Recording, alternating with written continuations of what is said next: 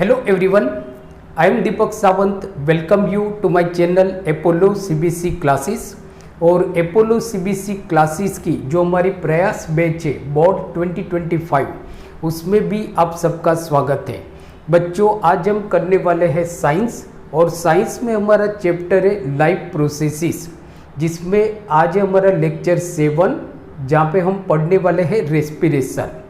Lecture 1 से लेके lecture 6 की वीडियो की लिंक मैंने नीचे डिस्क्रिप्शन में दी हुई है। सो अगर आपका लेक्चर मिस हुआ है तो उस लिंक के थ्रू आप उस लेक्चर को देख सकते हो। तो आज का जो हमारा टॉपिक है वो है रेस्पिरेशन। तो respiration is a very important topic. हर साल आपकी बोर्ड की एग्ज़ाम में 2 से 3 मार्क्स क्वेश्चन आपको पूछे जाते हैं। तो स्टार्ट करते हैं आज का हमारा सेशन। तो जैसे आज हम पढ़ने वाले हैं रेस्पिरेशन, तो सबसे पहले हम देखते हैं व्हाट इज रेस्पिरेशन। रेस्पिरेशन क्या होता है? सो फर्स्ट हमारा क्वेश्चन होगा what is respiration and gives types of respiration.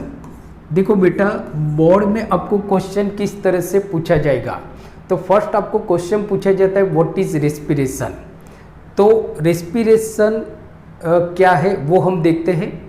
तो बच्चों, respiration is a metabolic process occurs in every living organism. First देखो, आपको क्या याद रखना है कि जो रेस्पिरेशन होता है वो एक मेटाबॉलिक प्रोसेस है। तो respiration is a metabolic process या तो बायोलॉजिकल प्रोसेस भी आप इसको बोल सकते हो। तो देखो, रेस्पिरेशन कैसी प्रोसेस है? Respiration is a metabolic process which occurs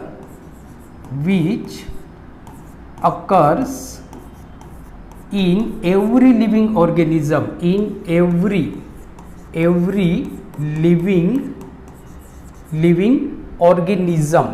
her living organism के अंदर ये होता है, ऑर्गेनिजम्स। तो देखो बेटा, रेस्पिरेशन क्या है? तो respiration is a metabolic process. Respiration आपकी कैसी प्रोसेस है? तो respiration is a metabolic process. तो respiration is a metabolic process which occurs, देखो, which occurs in every living organism, हर लिविंग ऑर्गेनिज्म के अंदर ये होता है। Whether it is unicellular organism और मल्टीसेल्युलर कॉम्प्लेक्स ऑर्गेनिज्म, हर लिविंग ऑर्गेनिज्म के अंदर होता है। जहाँ पे क्या होता है? तो respiration is a metabolic process which occurs in every living organism in which organism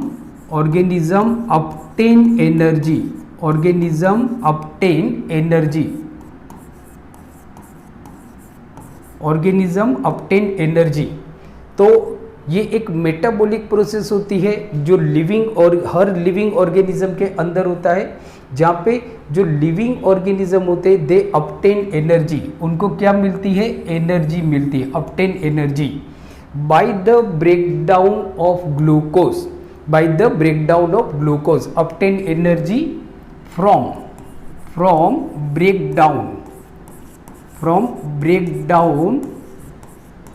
breakdown of glucose. किसका ब्रेकडाउन होता है? ग्लूकोज का। सो ग्लूकोज का ब्रेकडाउन होता है, obtain energy from the breakdown of glucose. ये हर लिविंग ऑर्गेनिज्म के अंदर होता है। तो ये आपकी डेफिनेशन हो जाती है, जहाँ पे जो एंड प्रोडक्ट होती है ऑब्टेन एनर्जी। अब एनर्जी कौन से फॉर्म में ऑर्गेनिज्म ऑब्टेन करता है? तो हम ऐसा भी बोल सकते हैं कि respiration is a metabolic process which occurs in every living organism in which organism obtain energy in the form of ATP. कौन से फॉर्म में? तो यहाँ पे मैं लाइन करके लिखता हूँ। तो इन द फॉर्म ऑफ एटीपी, कौन से फॉर्म में होगा? तो इन the form of ATP, in the form of ATP. देखो, ऑर्गेनिज्म जो एनर्जी ऑब्टेन करता है वो कौन से फॉर्म में करता है? एटीपी के फॉर्म में। ये भी क्वेश्चन आपकी बोर्ड की एग्जाम में पूछा जाता है। दूसरा एटीपी का फुल फॉर्म भी आपको पूछा जाता है, मीन्स के what is the full form of ATP. तो यहाँ पे मैं एटीपी का फुल फॉर्म भी लिखता हूँ। तो ATP means what, ATP. So ATP means A means adenosine, adenosine, A stands for adenosine, T means try, adenosine try, और पी मीन्स फॉस्फेट,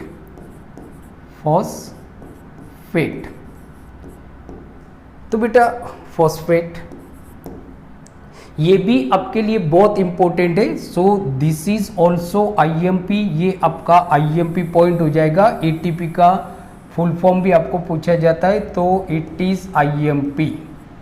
तो क्वेश्चन क्या पूछा जाएगा कि जो मीन्स के व्हाट इज रेस्पिरेशन। तो respiration is a biological process or respiration is a metabolic process which occurs in every living organism, in which living organism obtain energy in the form of ATP from the breakdown of glucose।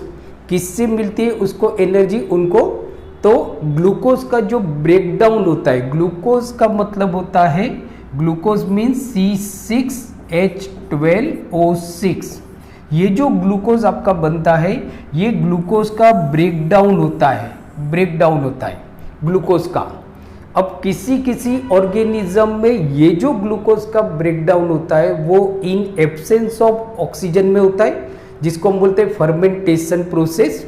या तो कुछ organism में ये presence of oxygen होता है, जहाँ पे presence of oxygen होगा वहाँ पे ग्लूकोज मॉलिक्यूल का कंप्लीट ब्रेकडाउन होता है, राइट। तो देखो ये हमारी डेफिनेशन हो गई रेस्पिरेशन की।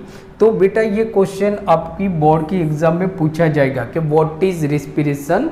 तो respiration is a metabolic process which occurs in every living organism, हर लिविंग ऑर्गेनिज्म के अंदर होता है, in which organism obtain energy from breakdown of glucose. ये जो ग्लूकोज है उसका ब्रेकडाउन होता है, जो एनर्जी वो ऑब्टेन करता है वो कौन से फॉर्म में ऑब्टेन करता है, तो इन द फॉर्म ऑफ एटीपी, जहाँ पे एटीपी का हमने यहाँ पे फुल फॉर्म लिखा हुआ है। A means adenosine, T means tri and P means phosphate, adenosine triphosphate. तो बेटा ये हमारी रेस्पिरेशन की डेफिनेशन हो गई, आप इसका स्क्रीनशॉट ले सकते हो। ओके, नाउ अब हम देखते हैं कि जो रेस्पिरेशन होता है, जो लिविंग ऑर्गेनिज्म होते हैं, जो हमारा सेल होता है वो दो तरह का सेल होता है।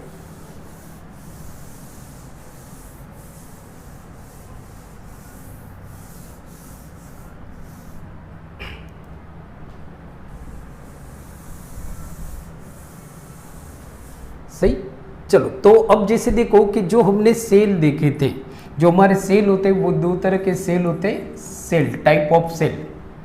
सो टाइप ऑफ सेल मीन्स के टाइप ऑफ ऑर्गेनिज्म। तो ये दो तरह के ऑर्गेनिज्म होते हैं, एक होता है आपका यूकैरियोटिक ऑर्गेनिज्म, या तो प्रोकैरियोटिक,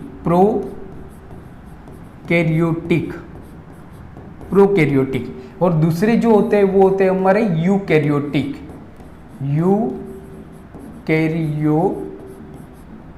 ऑर्गेनिज्म, या तो प्रोकैरियोटिक सेल, यूकैरियोटिक सेल। अब देखो जो रेस्पिरेशन हमने देखा, जैसे रेस्पिरेशन की हमने डेफिनेशन देखी कि respiration is a biological process और metabolic process in which every living organism obtain energy in the form of ATP by the breakdown of glucose in the cell. But ये पूरा जो रेस्पिरेशन होता है वो सेल के अंदर होता है। कहाँ पे होता है? इन सेल के अंदर होता है। इसके लिए इसको हम सेल्यूलर रेस्पिरेशन भी बोलते हैं, इन सेल या तो inside the cell.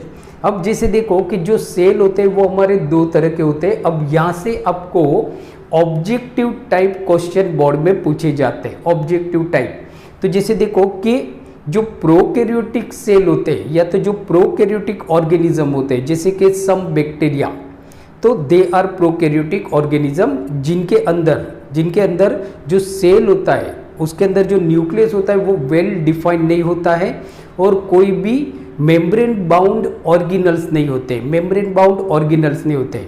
So obviously समझो कि ये हमारा एक प्रोकैरियोटिक सेल है, ये हमारा प्रोकैरियोटिक सेल है जहाँ पे जो न्यूक्लियस होता है वो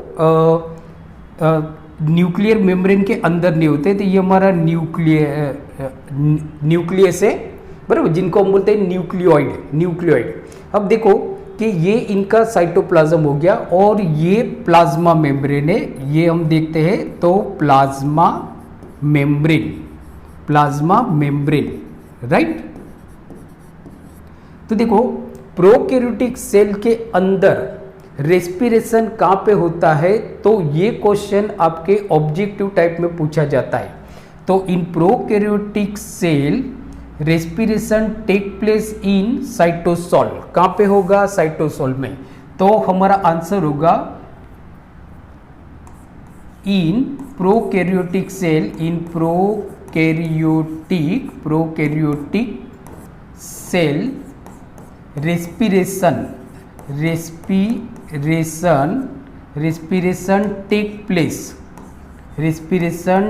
टेक्स प्लेस इन कहाँ पे होगा, ये बहुत इंपॉर्टेंट क्वेश्चन है, कहाँ पे होगा, इन cytosol.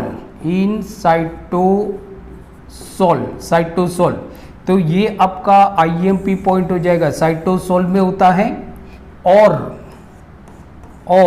Around the plasma membrane, कहाँ पे होगा, अराउंड द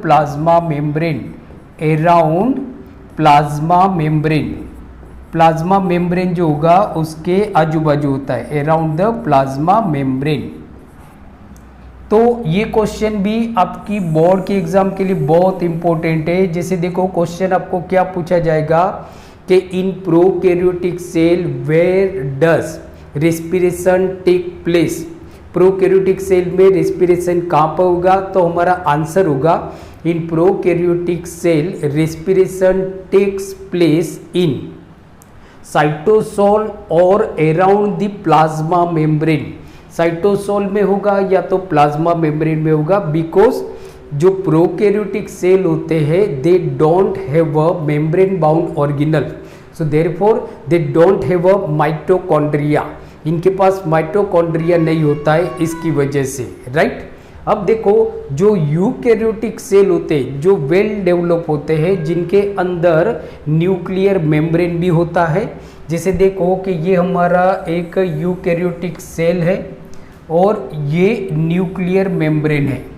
सो ये आपका हो जाता है प्लाज्मा मेम्ब्रेन या तो सेल्यूलर मेम्ब्रेन, ये हमारा हो जाता है न्यूक्लियस और ये जो समझो कि ये जो आपका एरिया है, ये जो एरिया है इसको हम बोलते हैं साइटोप्लाज्म। ये साइटोप्लाज्म के अंदर ये आपका माइटोकॉन्ड्रिया है। So this is mitochondria.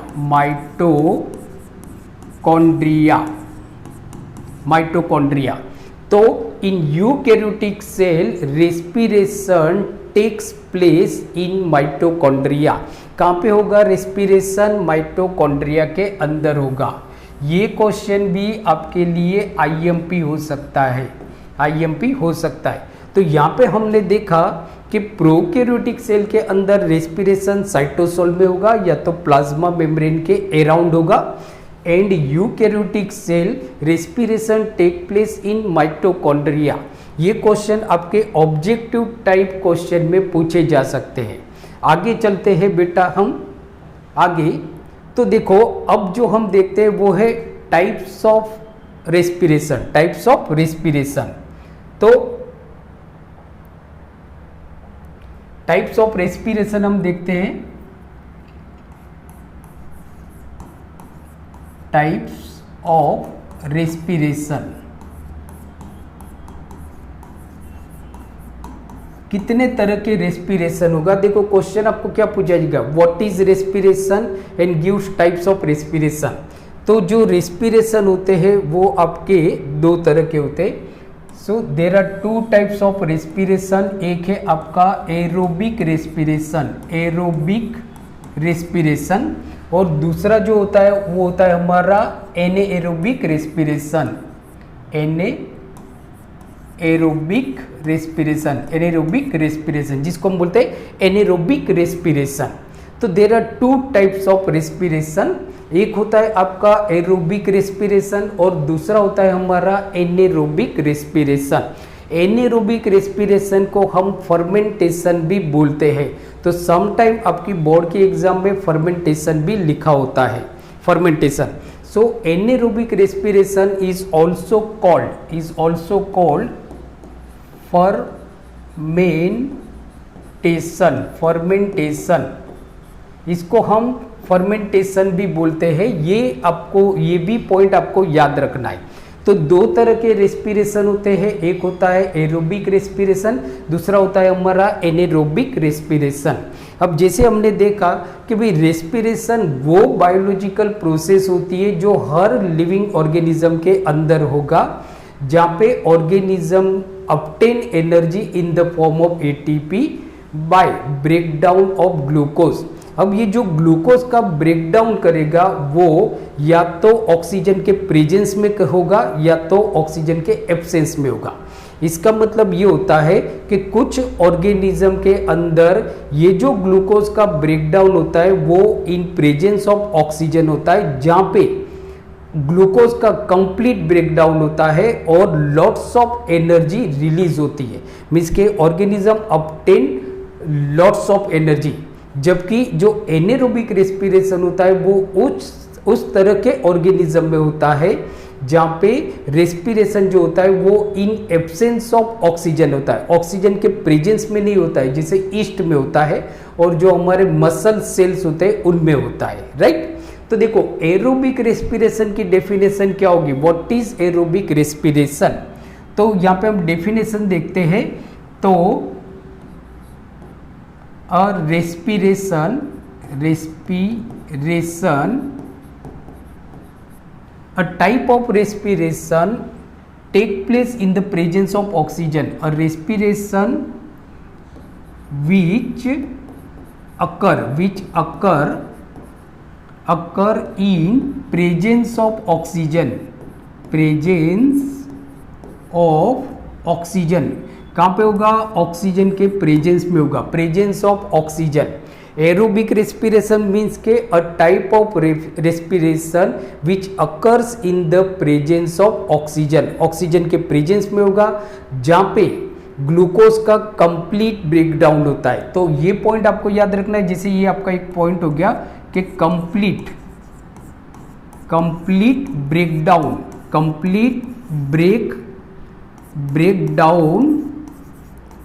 Of glucose का कंप्लीट ब्रेकडाउन होगा, राइट।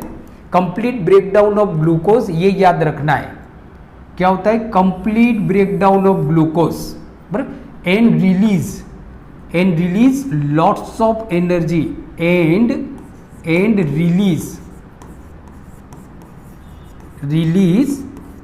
लॉट्स ऑफ एनर्जी, बहुत सारी एनर्जी रिलीज होगी। देखो ये पॉइंट आपको याद रखना है क्योंकि जो एरोबिक रेस्पिरेशन होता है वहाँ पे ऑक्सीजन के प्रेजेंस में होता है, जहाँ पे लॉट्स ऑफ एनर्जी रिलीज होती है, ऑर्गेनिज्म को बहुत सारी एनर्जी मिलती है, बराबर, बहुत सारी एनर्जी मिलती है।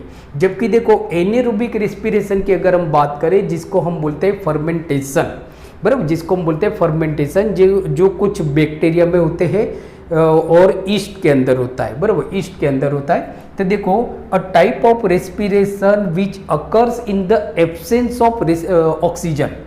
सो anaerobic respiration means a type of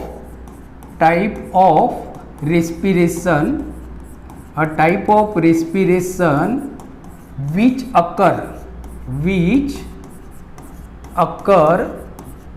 in absence of oxygen, जो ऑक्सीजन के एब्सेंस में होता है। देखो ये कहाँ पे होता है, ऑक्सीजन के प्रेजेंस में होता है, जबकि ये कहाँ पे होता है, ऑक्सीजन के एब्सेंस में होता है, एब्सेंस में हो रहा है, मीन्स कि यहाँ पे ऑक्सीजन प्रेजेंस नहीं होता है। तो ऑक्सीजन प्रेजेंस नहीं होता है, इसकी वजह से क्या होता है, यहाँ पे जो ग्लूकोज होता है उसका कंप्लीट ब्रेकडाउन नहीं होता है, ग्लूकोज का कंप्लीट ब्रेकडाउन नहीं होता है। सो do not complete breakdown of glucose, so do not complete breakdown of glucose। यहाँ पे देखो कि ग्लूकोज का कंप्लीट ब्रेकडाउन नहीं होता है, जहाँ पे जबकि यहाँ पे हम देखते हैं ग्लूकोज का कंप्लीट ब्रेकडाउन हो रहा है। क्या हो रहा है, कंप्लीट ब्रेकडाउन हो रहा है ना, जबकि यहाँ पे कंप्लीट ब्रेकडाउन नहीं हो रहा है, डू नॉट कंप्लीट ब्रेकडाउन। तो इसकी वजह से एनर्जी बहुत ज़्यादा रिलीज नहीं होती, बहुत ज़्यादा एनर्जी रिलीज नहीं होती है। तो देखो बेटा क्वेश्चन आपको ये पूछा जाएगा, give difference between aerobic respiration and anaerobic respiration.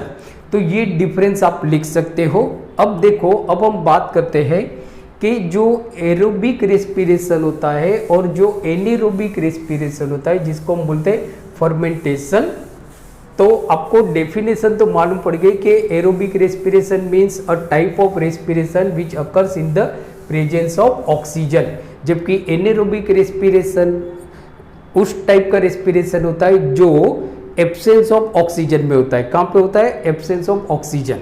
अब आपको इक्वेशन याद रखना है। तो जैसे देखो कि हर लिविंग ऑर्गेनिज्म ग्लूकोज लेता है, हर लिविंग ऑर्गेनिज्म ग्लूकोज लेता है, जो 6 मॉलिक्यूल ऑफ ग्लूकोज होता है। तो अभी हम एक टेबल देख रहे हैं जो आपकी एनसीईआरटी की टेक्स्ट बुक में भी दिया हुआ है और जो बहुत ही इंपॉर्टेंट है, वेरी आईएमपी। इसके बेस पे, ये जो टेबल है उसके बेस पे आपको क्वेश्चन आंसर पूछे जाते हैं, डिफरेंस पूछे जाते हैं एंड ऑब्जेक्टिव टाइप क्वेश्चन पूछे जाते हैं। तो देखो कि फर्स्ट स्टेप क्या होता है, चाहे whether it is aerobic respiration और anaerobic respiration, the first step is breakdown of glucose और conversion of glucose into pyruvate. ये फर्स्ट स्टेप होता है। फर्स्ट स्टेप क्या होता है, तो जैसे देखो कि ये हमारा ग्लूकोज है, बराबर। So this is glucose. So ये हमारा ग्लूकोज है जिसका इक्वेशन आपका है मतलब कि जिसका मोलिकुलर फॉर्मूला है C6H12O6। अब देखो ये ग्लूकोज का weather it is aerobic respiration और एनेरोबिक रेस्पिरेशन, किसी भी तरह का रेस्पिरेशन होगा, बराबर, चाहे वो एरोबिक हो चाहे वो एनेरोबिक हो, सब में जो फर्स्ट स्टेप होता है वो ग्लूकोज का ब्रेकडाउन होता है पाइरुविक एसिड में या तो पाइरुवेट में होता है, जिसको हम बोलते हैं ग्लाइकोलाइसिस। तो देखो जो ग्लूकोज है वो कन्वर्ट हो जाता है आपका पाइरुवेट में, पाइरुवेट, बराबर। ये कहां पे होगा, इन साइटोप्लाज्म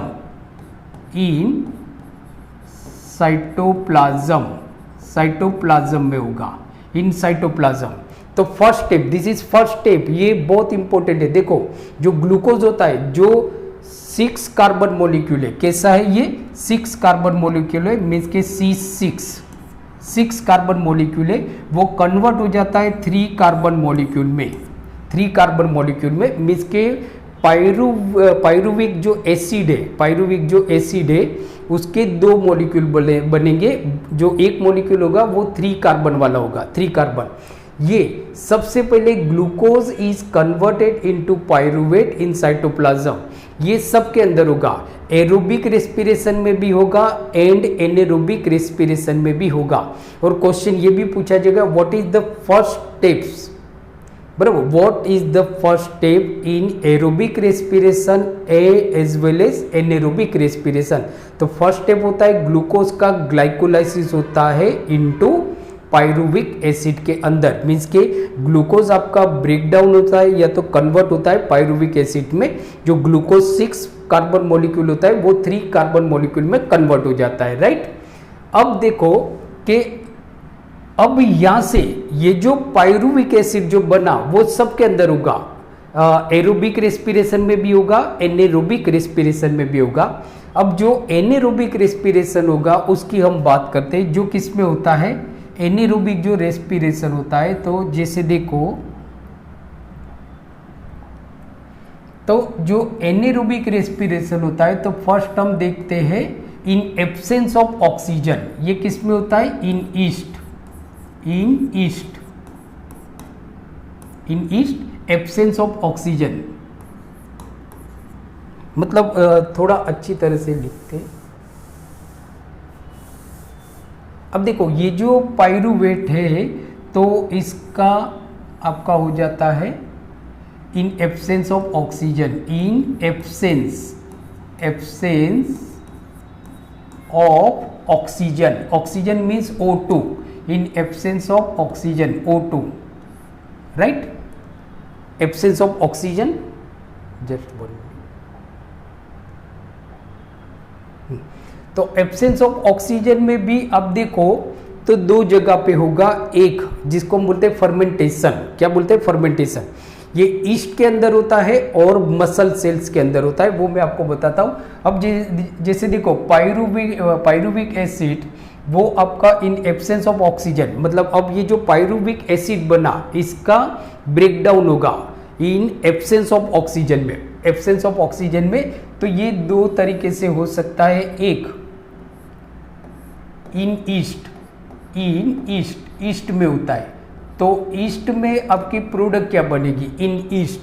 तो अगर ईस्ट होता है तो जहाँ पे आपकी प्रोडक्ट क्या बनती है, प्रोडक्ट जो आपकी बनती है वो बनती है आपकी जो प्रोडक्ट बनेगी वो एल्कोहल बनेगा। क्या बनेगा, जो प्रोडक्ट बनती है। हम बात कर रहे हैं एब्सेंस ऑफ ऑक्सीजन जो दो जगह पे होता है, एक होता है ईस्ट के अंदर, किस में होता है, ईस्ट के अंदर, और दूसरा होता है आपका इन मसल सेल्स, बराबर, मसल सेल।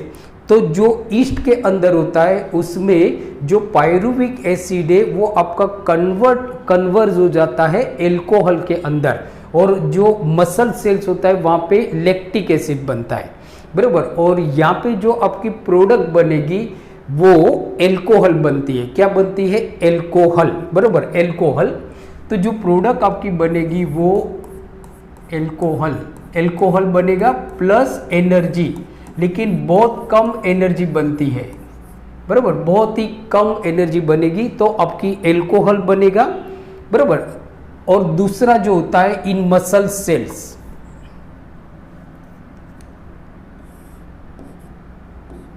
इन मसल, तो मसल्स के अंदर जो आपकी प्रोडक्ट बनेगी वो लैक्टिक एसिड बनेगी। ये याद रखना है, लैक्टिक एसिड, बराबर, plus energy, lactic acid plus energy. जैसे देखो कि जब आप बहुत ज़्यादा एक्सरसाइज करते हैं या तो हम बहुत ज़्यादा फिजिकल वर्क करते हैं तब हमारी ऑक्सीजन की डिमांड एकदम से बढ़ जाती है, और हमारी जो बॉडी होती है वो इस ऑक्सीजन की जो डिमांड है उसको फुलफिल नहीं करता है, और in that condition anaerobic respiration होता है जहाँ पे हमारे मसल्स क्रैम्प हो जाते हैं। मसल्स क्या हो जाते हैं, क्रैम्प हो जाते हैं, जहाँ पे हमारी जो एंड प्रोडक्ट बनती है वो एंड प्रोडक्ट बनती है आपकी lactic acid and energy. But ये दोनों कंडीशन में, ये ईस्ट में होगा जहाँ पे जो प्रोडक्ट बनती है वो एल्कोहल बनती है और एनर्जी बनती है। दोनों में जो एनर्जी बनेगी वो बहुत ही कम बनती है, दोनों में जो एनर्जी बनती है वो बहुत ही कम बनती है। तो ये तो हमने देखा in absence of oxygen, but in presence of oxygen, तो जैसे देखो in presence of oxygen, in presence of oxygen, oxygen के प्रेजेंस में जो कहाँ पे होगा, इन माइटोकॉन्ड्रिया। ये भी याद रखना है, इन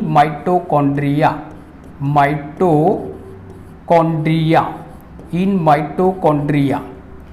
प्रेजेंस ऑफ ऑक्सीजन में आपका जो रेस्पिरेशन होता है एरोबिक रेस्पिरेशन वो माइटोकॉन्ड्रिया में होता है।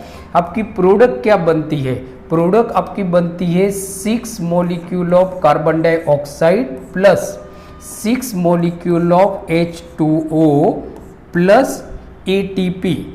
ATP means energy. क्या बनेगी आपकी, एनर्जी बनेगी, एनर्जी। जो एटीपी होता है, एटीपी मीन्स कि कितने एटीपी बनेंगे, 36 ATP,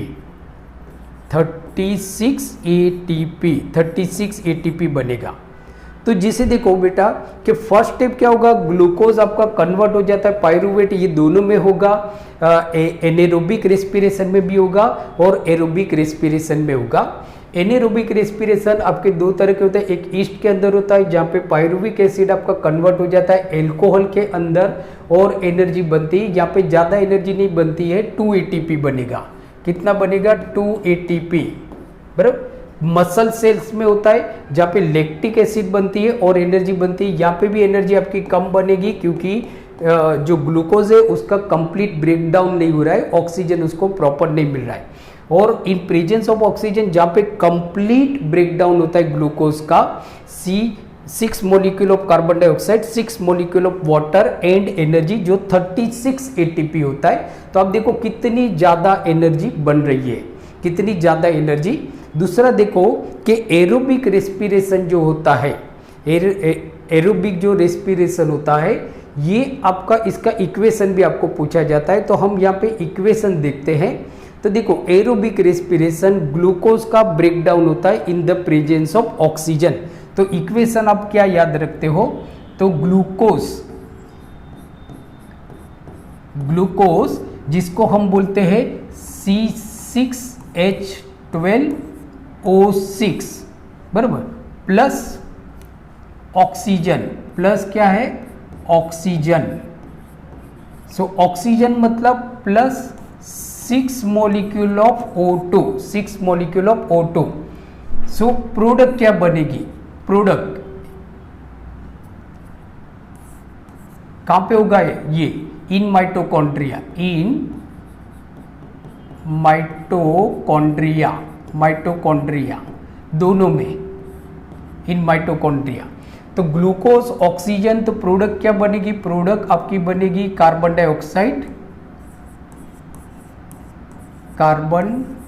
dioxide plus water plus energy. ये इक्वेशन आपकी बोर्ड की एग्जाम के लिए बहुत इंपॉर्टेंट है।